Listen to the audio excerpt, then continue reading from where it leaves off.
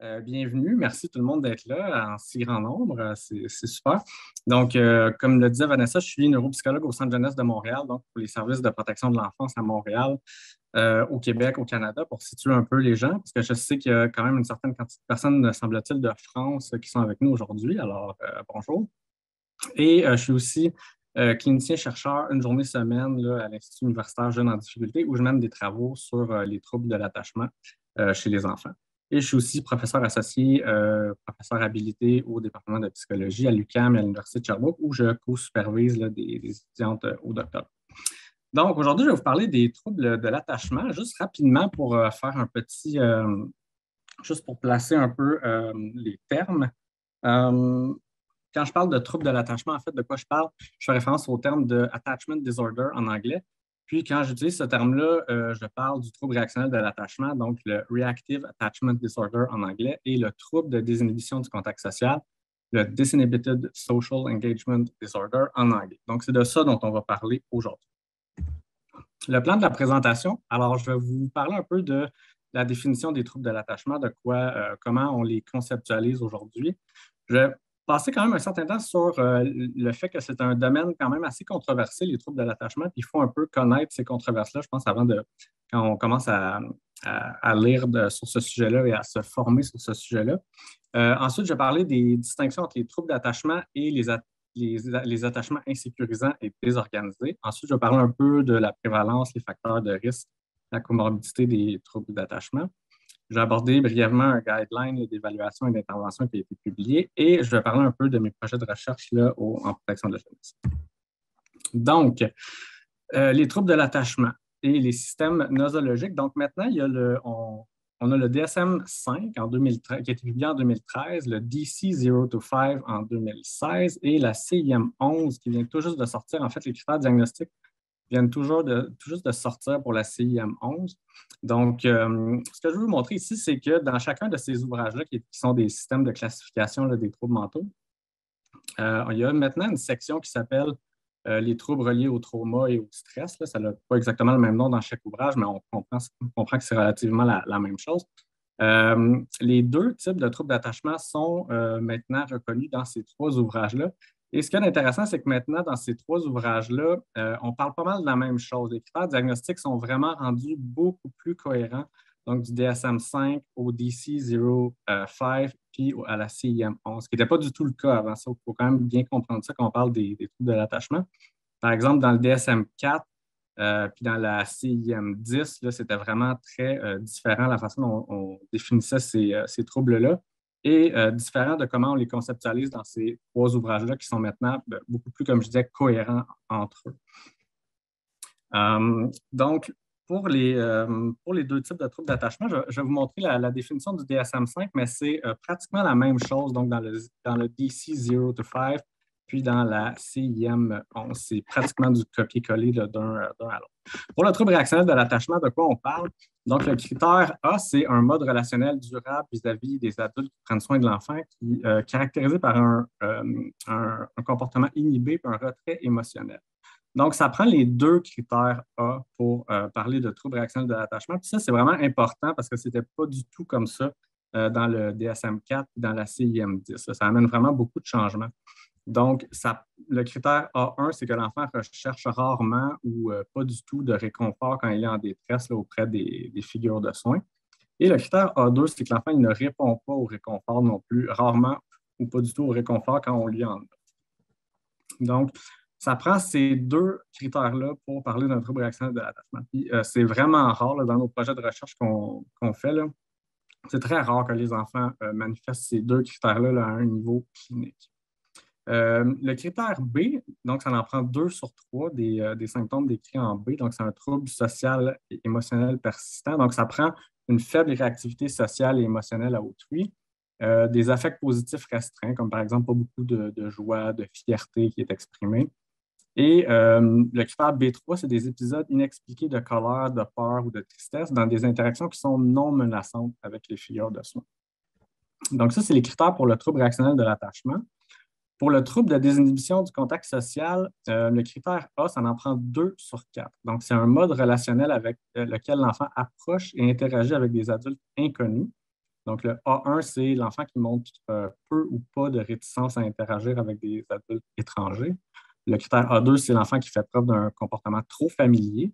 Le critère A3, c'est l'enfant qui se réfère peu ou pas à un adulte connu dans un endroit inconnu, dans des situations nouvelles. J'ai mis des petits astérix ici parce que la version, la traduction du DSM-5 en français, là, donc en 2016, il y a une traduction en français. Ce n'est pas exactement ça qui est écrit dans la version française. Dans la version française, on parle de l'enfant qui demande guère la permission à un adulte quand il s'éloigne. Là. Donc, ce n'est pas vraiment ça l'idée. J'ai l'impression que la traduction n'est pas tout à fait adéquate de ce critère-là parce que l'idée, c'est vraiment l'enfant qui s'éloigne puis qui ne revient pas vers l'adulte pour voir où est rendu l'adulte, la figure de soin, ou qui ne regarde pas du regard là, où est rendu l'adulte, la figure de soin. Donc, ce n'est pas nécessairement une question de demander la permission ou pas.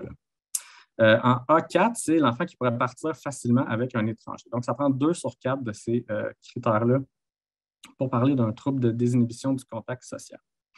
Et le critère B, on dit que les comportements décrits en A ne se limitent pas à une impulsivité comme dans le TDAH. Donc, il faut vraiment que la désinhibition sociale qu'on observe soit nettement supérieure à ce qu'on observerait chez un enfant qui est impulsif. Par exemple, un enfant qui a un trouble d'attention avec hyperactivité et impulsivité.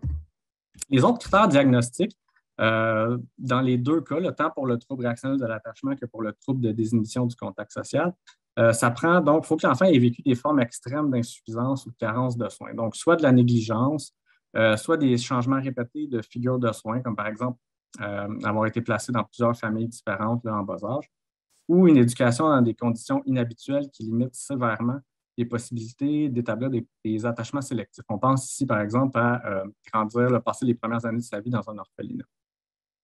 Et le critère D, c'est que les événements décrits en C sont considérés comme étant les facteurs causaux des symptômes. Et pour le trouble réactionnel de l'attachement, il y a des critères supplémentaires. Entre autres, le plus important, c'est que les critères du TSA, donc du trouble du spectre de l'autisme, ne doivent pas être atteints. Donc, il faut vraiment être sûr que l'enfant n'a pas un trouble du spectre de l'autisme avant de parler de trouble réactionnel de l'attachement. Parce qu'il y a certains critères, si je reviens un peu en arrière, il y a le critère B1, donc la faible réactivité sociale et émotionnelle à autrui, puis les affects positifs restreints qu'on peut quand même rencontrer chez des enfants qui ont un TSA aussi. Donc, c'est bien important d'être sûr qu'on a éliminé un TSA avant de parler de trouble réactionnel de l'attachement. C'est d'ailleurs un diagnostic différentiel qui peut être assez difficile à faire. Le trouble est évident avant l'âge de 5 ans et aussi, il faut que l'enfant ait un âge développemental de au moins 9 mois. Ils ont mis ce critère-là principalement parce que les enfants plus jeunes que 9 mois, souvent, ne manifestent pas nécessairement tant de réticence envers les étrangers. C'est quelque chose qui émerge environ autour de 7, 8, 9 mois. Donc, voilà pour ça, c'était pour les critères diagnostiques, la définition, comment on conceptualise les troubles de l'attachement de nos jours. Là, ici, maintenant, je vais parler des controverses associées à ce domaine-là. Je vous ai mis ici des titres d'articles qui ont été publiés dans des revues savantes, dans des revues scientifiques. On peut voir qu'il y a comme un débat. Hein? On voit ici le « The Use and Abuse of Attachment Theory »,« Misperception of Reactive Attachment Disorder Persists, Poor Method, Unsupported Conclusion ». Donc, on voit qu'il y a des gens qui critiquent fort les travaux de certains autres chercheurs. Radical Idea, a call to eliminate attachment disorder and attachment therapy from the clinical lexicon. Donc, des auteurs qui disent qu'on devrait carrément arrêter de parler, d'utiliser le terme trouble d'attachement. Donc, c'est vraiment un domaine où il y a un certain niveau de controverse pour différentes raisons. Les raisons, je vais les expliquer ici. Je vais vous les dire, je vais vous les lister, puis je vais les reprendre un peu une par une après. Pourquoi c'est controversé? C'est qu'il n'y a vraiment pas beaucoup d'études dans ce domaine-là. Les connaissances sur les troubles de l'attachement reposent sur un très petit corpus d'études empiriques. Il y a aussi l'existence d'un courant non conventionnel, ou on pourrait dire aussi carrément pseudo-scientifique. J'ai repris le terme non conventionnel qui est dans l'article ici que je cite de Jane Mercer. Donc, il y a comme un espèce de courant pseudo-scientifique qui définit des critères alternatifs et des interventions non validées, même carrément dangereuses pour les enfants. Puis ça l'a beaucoup échaudé, je pense, le domaine des troubles de l'attachement. Ça leur a donné mauvaise presse un peu. Il y a des indices de surdiagnostic aussi de troubles d'attachement, particulièrement chez les enfants adoptés aux États-Unis. Et il y a aussi une certaine confusion dans la pratique en ce qui concerne les catégories d'attachement insécurisants, comme par exemple là, l'évitant résistant et l'attachement désorganisé, versus les troubles de l'attachement. Donc, il y a une certaine confusion entre ces termes. Donc, je vais reprendre ça un peu plus en détail. Quand je dis qu'il n'y a pas beaucoup d'articles empiriques, pas beaucoup d'articles scientifiques dans le domaine des troubles d'attachement, ici, j'ai sorti des statistiques là, de la base de données PsycInfo. C'est le nombre d'études publiées par année environ dans le domaine des troubles de l'attachement. Donc, comme vous pouvez voir, il n'y en a vraiment pas beaucoup. Là. Même qu'avant 2000, avant les années 2000, il n'y en a presque pas par année, en bas de 5 par année. Là, maintenant, on est rendu à peu près une vingtaine d'études par année. Mais ça demeure que c'est vraiment pas beaucoup quand on regarde ça. Si on compare ça à le TDAH, il y a à peu près 1400 études par année. Dans le domaine du trouble du spectre de l'autisme, 2500 par année. Dans le domaine de l'attachement, plus large, donc selon la perspective développementale avec les catégories A, B, C, D, environ 1400 par année. Donc, on n'est vraiment pas du tout dans le même ordre de quantité de recherche empirique. Je dirais qu'il y a peut-être, sur les troubles d'attachement, il y a peut-être 300 études, 300-350 gros maximum. Puis là, sur ces 300-là, il y en a peut-être une trentaine où on a vraiment établi, là, avec une procédure rigoureuse, des diagnostics de troubles réactionnels de l'attachement ou de troubles de désinhibition du contact social. Donc, c'est pour ça aussi que les choses changent rapidement, là, du DSM-3 au DSM-4 au DSM-5. Les choses ont énormément changé parce que ça reposait sur tellement peu de recherches que maintenant, la recherche, dans le fond, progresse vite, pas assez vite comparé à d'autres domaines, mais progresse, donc les choses changent rapidement là, dans ce domaine. Ensuite, comme je disais, il y a un courant là, non conventionnel, une façon non conventionnelle de concevoir les troubles d'attachement, principalement dans les milieux cliniques aux États-Unis. Selon ce courant-là non conventionnel, donc les critères diagnostiques ou l'évaluation des troubles d'attachement est basée sur des symptômes qui ne sont pas reconnus par la communauté scientifique, d'ailleurs, ni par les associations professionnelles là, en psychiatrie, en psychologie, en travail social, etc.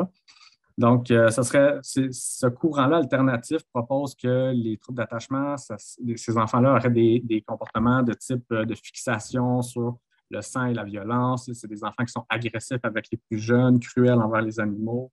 Ils mentent constamment, ils refusent de montrer leur affection aux adultes. Ils peuvent manipuler, exploiter les autres. Puis, on fait l'espèce de prédiction qu'ils vont devenir des criminels endurcis plus tard. Donc, il y a beaucoup dans cette approche-là de signes de troubles d'opposition puis de troubles des conduites qui sont interprétés comme des signes de troubles d'attachement. Et ce courant-là, non conventionnel et non reconnu scientifiquement, propose des interventions assez douteuses, même dangereuses, là, qui comprend souvent des éléments de contention physique. Là, on ne parle pas de contention physique pour protéger l'enfant de lui-même là, ou protéger protéger les autres enfants. On parle vraiment de contention physique dans le but de frustrer l'enfant. Puis là, on veut faire sortir sa rage, là, je mets ça en guillemets, pour qu'à un certain moment, l'enfant en vienne à vivre un niveau d'impuissance, puis que là, à ce moment-là, on considère que l'enfant est prêt à se réattacher. Okay? Donc, c'est vraiment assez tordu comme raisonnement. Puis parfois, il peut y avoir dans ces thérapies-là là, l'idée de reproduire des interactions bébé-parent. Donc, par exemple, nourrir au biberon un enfant qui n'est plus du tout à ce stade-là au niveau du développement. Donc, ces interventions-là sont souvent nommées Attachment Therapies, Holding Therapies, Rage Reduction, Rebirth. Vous allez voir ça si vous commencez à lire dans le domaine des troubles d'attachement, vous allez voir ces choses. Donc, ce que je suis en train de dire, c'est à ne pas mélanger cette approche-là non scientifiquement validée avec les interventions basées sur l'attachement qui, elles, le sont évidemment. Donc, il y a même eu des enfants qui sont décédés aux États-Unis suite à ces thérapies-là. Là. Il y a eu ça a passé dans les nouvelles au début des années 2000. Il y a au moins 2 enfants qui sont morts. Il y en a qui disent 6. Là. Bon, il y a des livres qui ont été écrits là-dessus, les Attachment Therapy on Trials, The Torture and Death of Candace Newmaker. Ça, c'est le cas le plus connu dans la littérature. Donc, tout ça pour vous mettre un peu, que vous soyez au courant que ce genre de choses-là existe quand on est dans le domaine des troubles de l'attachement. Tout ça, ça l'a mené aussi à... ça l'a mené l'APSAC, donc l'American Professional Society on the Abuse of Children, qui est la société qui publie là, les revues Child Maltreatment, Trauma and Violence and Abuse, donc des revues scientifiques bien connues dans le domaine de la maltraitance. Ils ont publié à un moment donné je dirais une prise de position là, pour vraiment dénoncer cette vision-là alternative des troubles d'attachement et les interventions là, dont je viens de parler qui ne sont pas du tout validées scientifiquement et même dangereuses, là, potentiellement dangereuses. Et juste pour vous dire à quel point ça peut être difficile de se retrouver dans ce domaine-là, ici, j'ai trouvé deux livres ici. Alors, j'aurais pu faire un petit sondage pour vous demander lequel de ces deux livres-là préconise les interventions et la conception non validée ou non conventionnelle des troubles d'attachement. Est-ce que c'est celui de gauche, le Handbook of Attachment Interventions, qui est publié chez Academic Press Elsevier, qui est pourtant une maison d'édition très respectable, et le Handbook of Attachment-Based Intervention, qui est publié chez Guilford Press, qui est tout autant une maison d'édition très respectable qui publie des travaux de chercheurs universitaires. Donc, ça peut être très difficile, comme vous voyez, de savoir.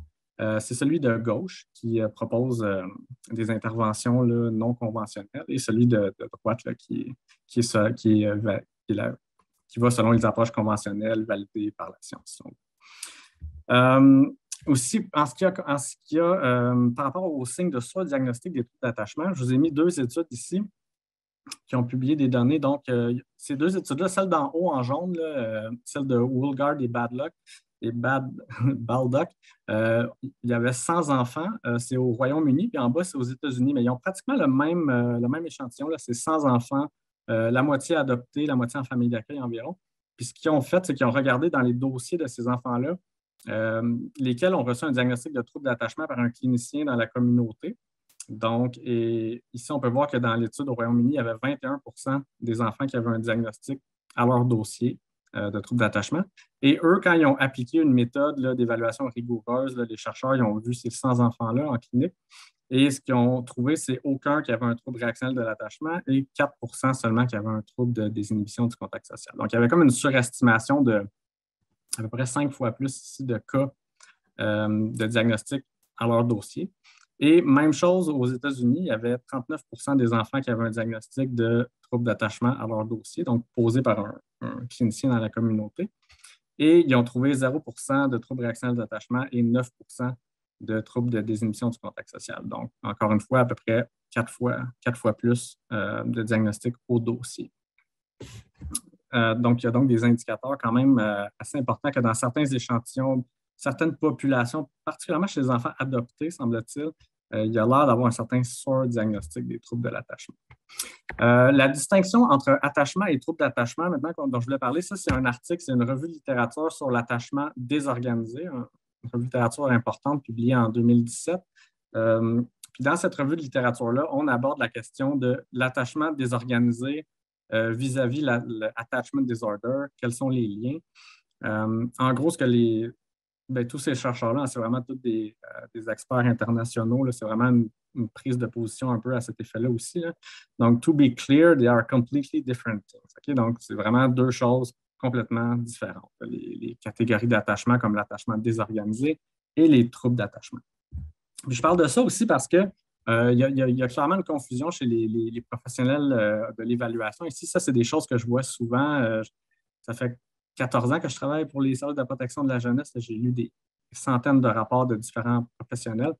Puis je vois ça quand même relativement souvent, des choses comme ça, comme ici, trouble de l'attachement ambivalent, trouble de l'attachement de type désorganisant. Donc, il y a comme une espèce de glissement entre trouble de l'attachement. Des fois aussi, j'ai aussi vu trouble réactionnel de l'attachement désorganisé, ce genre de choses-là. Donc, il y a une espèce de glissement entre trouble versus les attachements insécures ou désorganisés. Donc, ce n'est pas la même chose. L'attachement désorganisé, on parle d'une classification qui s'applique à une dyade. Donc, on vient qualifier le lien entre un enfant et sa figure de soins. Typiquement, la méthode chez les tout-petits, c'est la situation étrangère. Puis des signes de comportement désorganisé qu'on peut voir dans la situation étrangère, c'est par exemple des comportements stéréotypés, figés, des comportements contradictoires d'approche évitement envers la figure de soins lors de la phase de réunification, des comportements désorientés, de l'indifférence au retour du parent après une détresse intense vécue par l'enfant, l'enfant qui manifeste de la peur envers son parent. Chez les préscolaires, on peut voir du contrôle punitif là, ou du contrôle attentionnel. Donc, ce n'est pas un diagnostic, ce n'est pas un trouble mental. Tandis que les troubles de l'attachement, c'est un diagnostic reconnu là, dans les principaux systèmes nosologiques dont j'ai parlé tantôt, le DSM-5, la CIM-11 et le DC-025. Ça implique des altérations donc, qui sont durables au plan relationnel et émotionnel, qui ne sont pas spécifiques à une relation. Donc, c'est un diagnostic qui s'applique à l'individu. Puis juste pour montrer à quel point c'est différent aussi, les taux de prévalence dans la population ne sont pas du tout les mêmes. Donc, l'attachement désorganisé, les méta-analyses montrent que dans la population globale, il y en a à peu près 14 dans la population globale, alors que les troubles d'attachement, il y en a moins que 1 dans la population globale. Puis quand on arrive dans des populations plus vulnérables, donc des enfants qui grandissent dans des contextes socio-économiques plus défavorisés, bon, l'attachement désorganisé, on a plus d'enfants qui ont des attachements désorganisés. Et les taux de troubles d'attachement demeurent très faibles, ici comme environ 1 donc maintenant, je vais parler des prévalences des troubles d'attachement. Donc, particulièrement chez les enfants en protection de la jeunesse, il y a toute une littérature aussi chez les enfants qui ont grandi dans des orphelinats, qui ont été adoptés ensuite. Là, ici, on va vraiment parler plus de ça en protection de la jeunesse.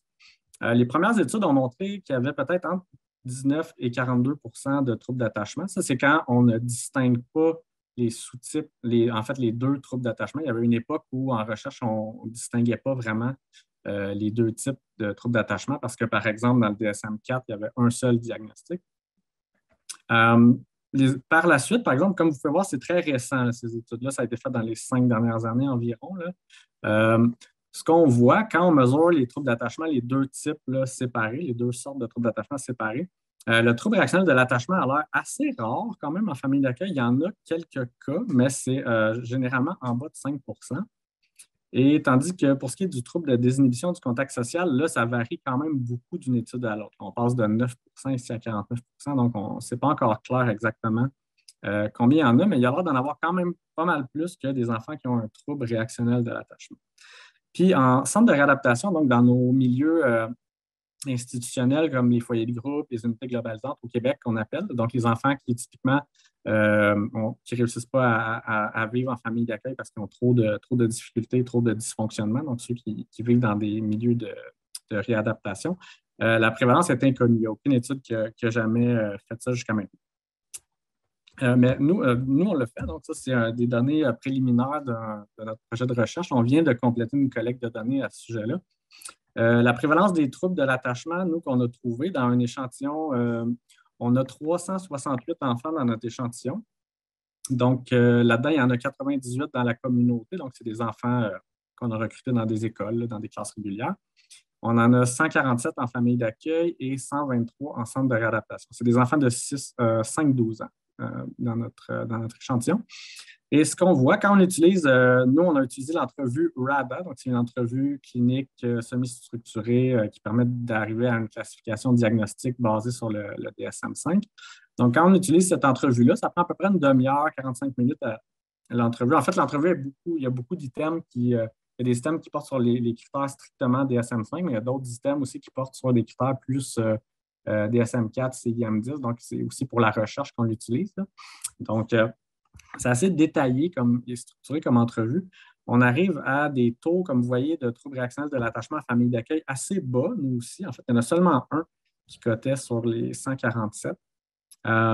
Pour le trouble de désinhibition du contact social, on en avait 18 en famille d'accueil, donc beaucoup plus.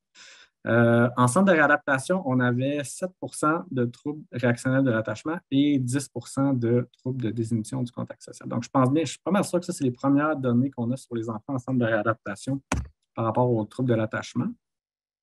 Comme vous pouvez voir, il y a quand même beaucoup plus d'enfants en centre de réadaptation qui présentent un trouble réactionnel de l'attachement comparé en famille d'accueil. Il y en a, on pourrait dire, à peu près 15 fois plus. Nous, notre hypothèse pour le moment, c'est que ce qu'on observe dans nos données, c'est que les enfants qui ont ce diagnostic-là, ceux à qui nous, on a apposé ce diagnostic-là de recherche, sont très dysfonctionnels. Ils sont vraiment très, très, très dysfonctionnels. Et typiquement, j'ai l'impression que les familles d'accueil, souvent, ne sont pas capables de s'en... en tout cas, éventuellement, souvent, ça finit par des placements qui ne durent pas là, à cause qu'ils ont trop de problèmes associés. Là.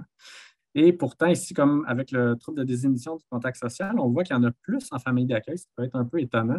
Mais là aussi, nos données indiquent que c'est des enfants qui ne sont pas si dysfonctionnels que ça. En tout cas, nettement moins que ceux qui ont un trouble réactionnel de l'attachement. Donc, ça pourrait expliquer pourquoi il y a l'air d'en avoir plus en famille d'accueil qu'en centre de réadaptation dans nos données. Ah oui, puis là, ici, je vais reprendre les mêmes données. En fait, je parlais du surdiagnostic plus tôt dans la présentation, mais on a un peu appliqué le même raisonnement ici avec nos données. Nos 147 enfants en famille d'accueil, puis nos 123 enfants en centre de réadaptation. Donc, chez nos 147 enfants en famille d'accueil, il y en avait 23 qui avaient un diagnostic à leur dossier. Nous, quand on utilise notre entrevue clinique, on arrive à 18 0 plus 18, bon, ça fait 18. Donc, on n'est pas loin en termes de prévalence, ça se ressemble. En centre de réadaptation, on arrive à 10 ici plus 7. Donc, on dirait qu'il y en a, on peut penser qu'il y a peut-être un sous-diagnostic au niveau des enfants en centre de réadaptation. Éventuellement, il y a d'autres analyses qu'on va faire, là, comme le taux. Tu sais, ici, ça a beau être 18 versus 23, on peut dire que ça se ressemble en termes de taux. C'est vrai que ça se ressemble, mais en même temps, la concordance entre les cas n'est pas très bonne. Par exemple, éventuellement, on va sortir sûrement un papier là-dessus. Là. Il n'y a pas un très bon accord. Ce n'est pas nécessairement les mêmes enfants ici qui reçoivent un diagnostic qu'ici. Donc, ça, c'est un autre problème. Les troubles en co-occurrence, ça, on ne sait vraiment pas grand-chose là-dessus.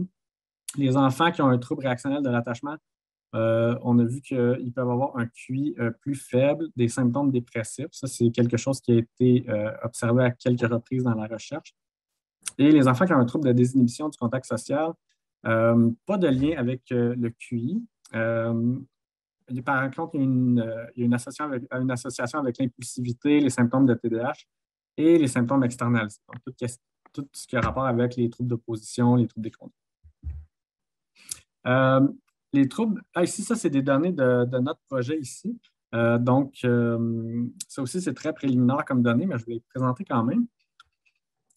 Donc, ici, nos enfants qui ont un trouble réactionnel de l'attachement, il y en a 7, troubles de désinhibition du contact social, 36. Puis ici, DPJ, donc les enfants en protection de la jeunesse, on les a tous mis ensemble, ceux qui sont en famille d'accueil ou en centre de réadaptation.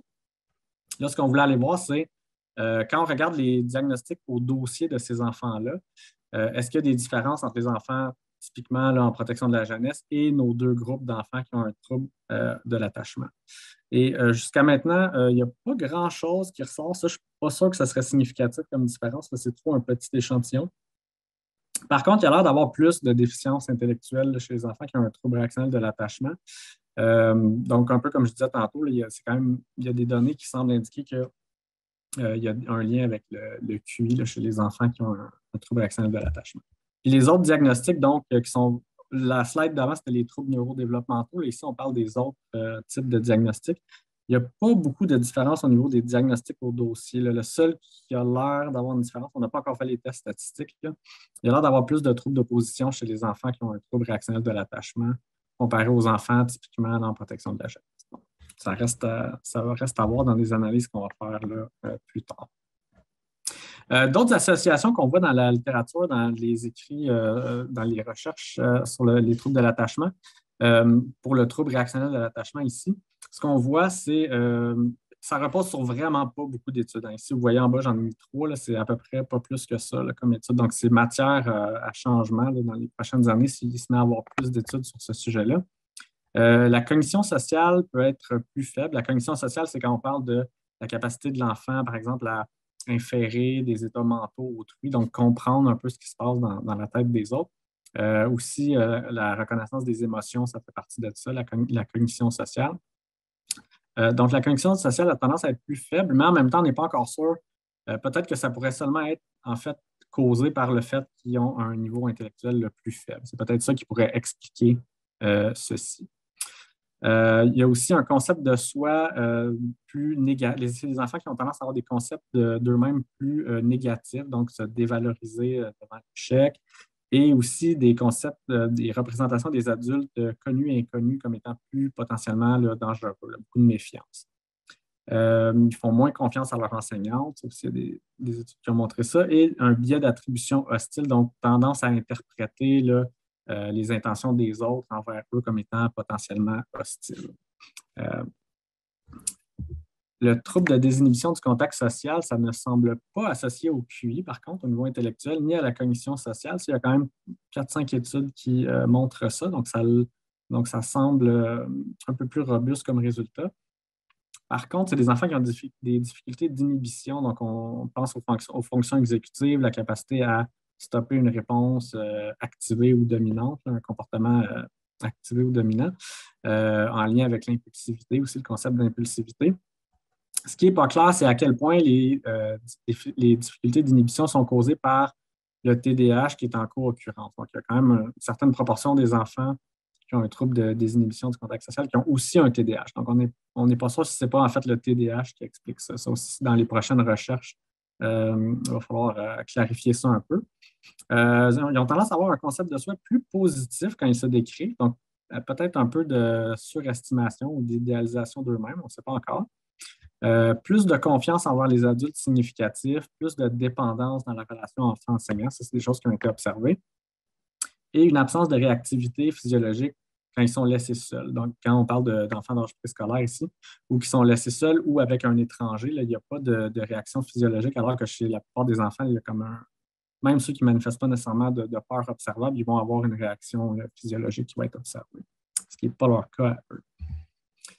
Il y a une étude qualitative que j'ai trouvée, il y en a juste une à ma connaissance sur le trouble de désinhibition du contact social. Donc, les auteurs ont pris une dizaine d'enfants qui avaient un trouble de désinhibition du contact social et on leur a posé des questions d'entrevue en lien avec les amitiés, les adultes, comment ils perçoivent ça.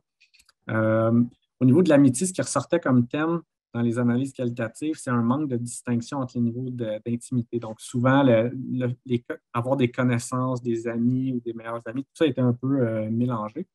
Tout le monde était facilement un bon ami pour eux, en fait, là. Donc, quand l'évaluatrice leur demandait c'est qui tes amis, c'est qui tes bons amis, l'enfant pouvait répondre à tout le monde ou une longue liste de noms, comme tous les enfants de sa classe. Ou même l'évaluateur, des fois, était considéré comme un bon ami de l'enfant, alors que c'était la première fois qu'il se voyait. Donc, et puis les adultes et les enfants aussi sont considérés comme des amis de façon un peu indiscriminée dans leur discours, là. Puis paradoxalement, ce qui est particulier, c'est qu'il y a aussi le thème du rejet qui ressortait. Donc, cette impression-là que d'être rejeté, intimidé par les pairs, que les pairs sont souvent perçus comme étant méchants, peu dignes de confiance. Puis dans leur discours, les enfants, en fait, semblent avoir en réalité peu d'appartenance à des groupes d'amis. Et puis les adultes, là, même les inconnus, sont considérés comme étant plus sécurisants et acceptants que les pères pour ces enfants. Les facteurs de risque en protection de la jeunesse, bon, il y a tout aussi des facteurs de risque en lien avec les enfants qui ont vécu en orphelinat dans leurs premières années de vie. Là. Par exemple, à quel âge ils ont été, combien de temps ils ont resté en orphelinat et tout ça. Là, je vais vraiment parler plus des facteurs de risque chez les enfants en protection de la jeunesse. Pour le trouble de désinhibition du contact social, être suivi pour négligence, c'est un facteur de risque. Donc, ça fait du sens avec l'étiologie présumée du trouble. Les troubles mentaux ou la toxicomanie chez les parents, c'est aussi un prédicteur. Et des comportements parentaux, il y a quelques études, je pense que c'est seulement 2 études là-dessus où on a filmé des interactions parents-enfants.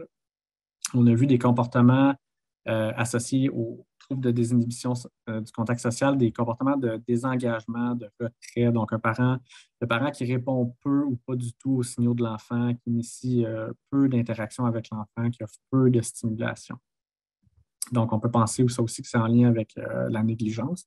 Et des comportements de parentaux de désorientation, donc des parents qui sont apeurés par leur enfant ou qui peuvent avoir des comportements d'errance par moment. Le trouble réactionnel de l'attachement, beaucoup moins de données, mais il n'y a vraiment pas beaucoup de données. Je pense que c'est pratiquement toutes les études qui existent, je les ai mis dans cette diapositive-là. Il n'y a pas beaucoup d'études sur les facteurs de risque des troubles d'attachement chez les enfants en protection de la jeunesse. Pour le trouble réactionnel de l'attachement, il y a l'âge au premier signalement. Donc, plus on est jeune au premier signalement, plus ça augmente le risque. Un placement plus tardif, donc avoir été signalé très jeune et être resté longtemps dans son milieu maltraitant, donc c'est un autre facteur de risque. Et les troubles mentaux et les antécédents d'hospitalisation en psychiatrie du parent, c'est aussi des facteurs de risque. Il y a un guideline qui est sorti en 2016 de l'American Academy of Child and Adolescent Psychiatry, donc l'Académie américaine de pédopsychiatrie, dans le fond, sur un peu l'évaluation, l'intervention des troubles de l'attachement. Je vais parler de ça brièvement. Ce dont on parle là-dedans, donc une des choses qu'on recommande, en fait, J'ai mis les principales recommandations, là. On recommande un dépistage systématique des troubles de l'attachement chez tous les enfants qui ont un vécu en institution ou qui ont été adoptés ou qui sont en protection de la jeunesse. Donc, minimalement, un dépistage.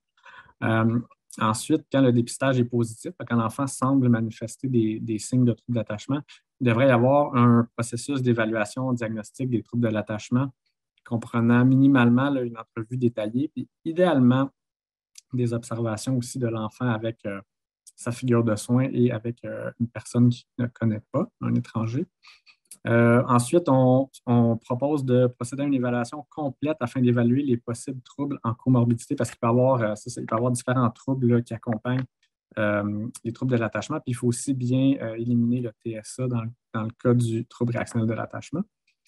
Si l'enfant est dans son milieu naturel, on recommande de porter une attention particulière aux signes de maltraitance parce que normalement, ça ne devrait pas.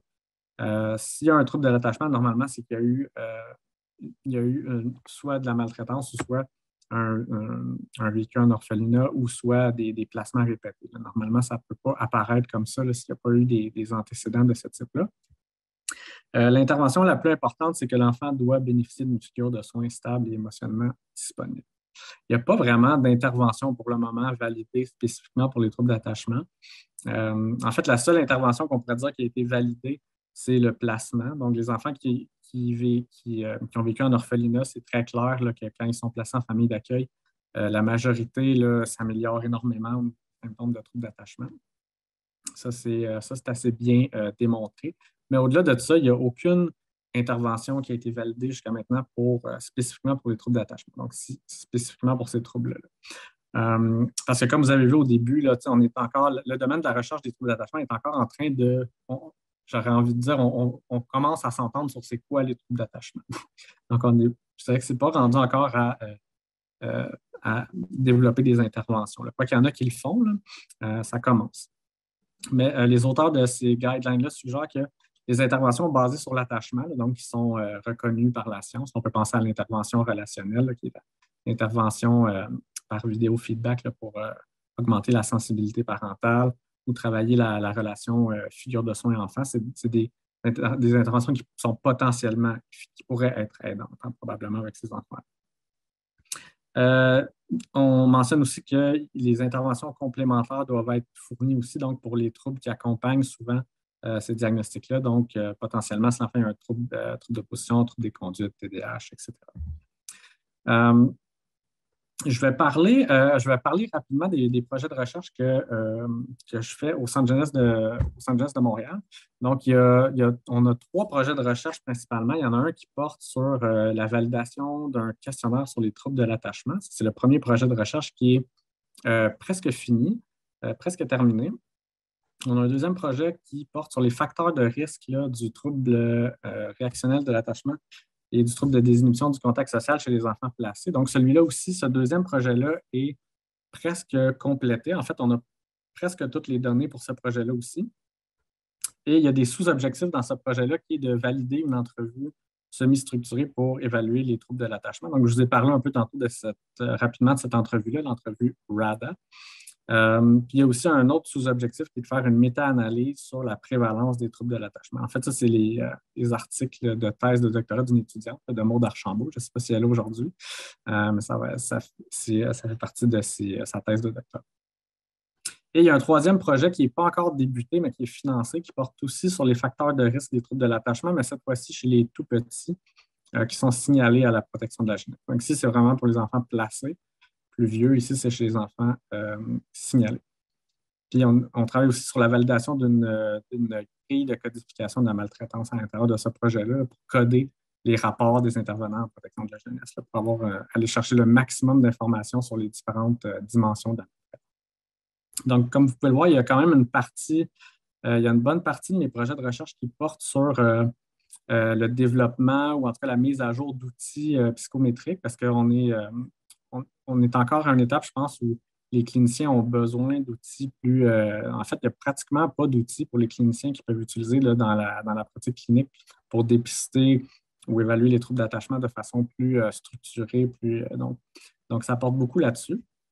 il y a un volet important là-dessus dans mes projets de recherche, puis un autre volet qui porte plus sur les facteurs de risque, identifier les facteurs de risque. Le premier projet qui porte sur la validation d'un questionnaire sur les troubles d'attachement. Je vois qu'il ne reste pas beaucoup de temps, il reste à peu près une minute ou deux, je vais passer vite là-dessus. Donc, on a déjà un article de publié sur cet outil-là. C'est un questionnaire qui s'appelle, en français, c'est le QTOP, mais en anglais, c'est le ETRADQ, Early Trauma Related Disorder Questionnaire. Donc, vous pourrez aller voir, c'est un article qui est publié. Donc, l'outil, on le distribue aux chercheurs qui veulent l'utiliser. Pour le moment, on l'utilise en recherche, éventuellement en clinique. Il manque encore un peu de données. Là, on est en train de collecter des données normatives pour pouvoir avoir des normes, donc par exemple des rangs centiles ou des scores pour que ça soit utilisable en clinique. Il nous reste encore un peu de données à collecter pour terminer la validation, là, pour pouvoir avoir un deuxième article là, qui va fournir des données normatives. Mais pour ceux qui connaissent je ne passerai pas sur les statistiques, là, mais vous allez voir que ceux qui connaissent ce genre de statistiques-là, c'est donc un outil qui présente d'excellentes propriétés psychométriques. Et l'entrevue RADA aussi qu'on est en train de valider. Ça aussi, c'est un article qui s'en vient. Donc, ça aussi qui présente jusqu'à maintenant d'excellentes propriétés psychométriques. On espère pouvoir la rendre disponible le plus rapidement possible. Je vois qu'il est déjà midi 45. Je vais sauter cette slide-là. Ça, je vais en parler rapidement. Donc, il y a deux projets qui portent sur les facteurs de risque. Donc, ce qu'on est en train de faire, c'est de codifier là, des centaines et des centaines de rapports d'intervenants en protection de la jeunesse pour aller extraire vraiment un maximum de données sur les types de maltraitance, les types et les sous-types de maltraitance, mais aussi pour qu'on puisse savoir, pour chacun de ces types et sous-types de maltraitance-là, pour qu'on puisse savoir la fréquence des événements, la sévérité de ces événements, la période développementale.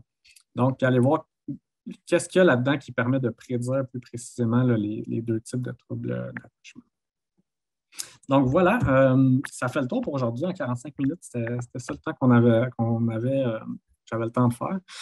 Donc, je vais remercier là, rapidement là, tous les différents centres de jeunesse, là, les familles d'accueil, les éducateurs, les psychoéducateurs, tous les intervenants des différents centres de jeunesse qui ont collaboré à nos projets, PETAL Québec, Fédération des parents adoptants du Québec, et aussi les centres de services scolaires de plusieurs régions du Québec là, qui nous ont aidés, entre autres, pour collecter les normes là, de notre question. Alors voilà,